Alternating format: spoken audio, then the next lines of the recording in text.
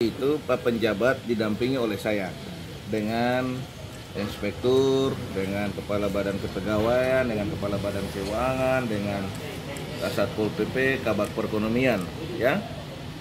Kita itu datang di PDAM. Nah, kan sudah 1 bulan kepemimpinan Pak Penjabat ini kan PDAM tidak datang melaporkan ke Pak Penjabat. Jadi Pak Penjabat pikir mungkin Pak Penjabat mau turun.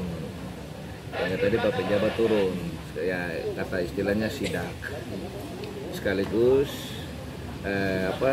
mau bilang evaluasi juga tidak, tapi menerima masukan-masukan ya tuh daripada PDM. Apa kendala-kendalanya? Ya tuh kan selama ini kan PDM mengatakan rugi terus tuh. Nah, kenapa rugi? Ya itu yang Pak Penjabat. Jadi tujuan tadi itu untuk turun, untuk mendengar masukan, sekaligus Pak Penjabat mengambil langkah-langkah penanganan gitu loh. Ya, apa yang harus disupport oleh pemerintah kota sehingga ke depan harus ada kontribusi pendapatan ke pemerintah kota, karena itu kan aset pemerintah kota gitu loh, ya.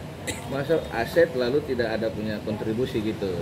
Sehingga tadi datang untuk bagaimana cari solusi persoalan permasalahan sehingga ke depan bisa memberikan dampak manfaat kepada kota ini. Tidak ada bentuk laporan masyarakat terhadap lain. Terima kasih sudah nonton. Jangan lupa like, subscribe, dan share ya.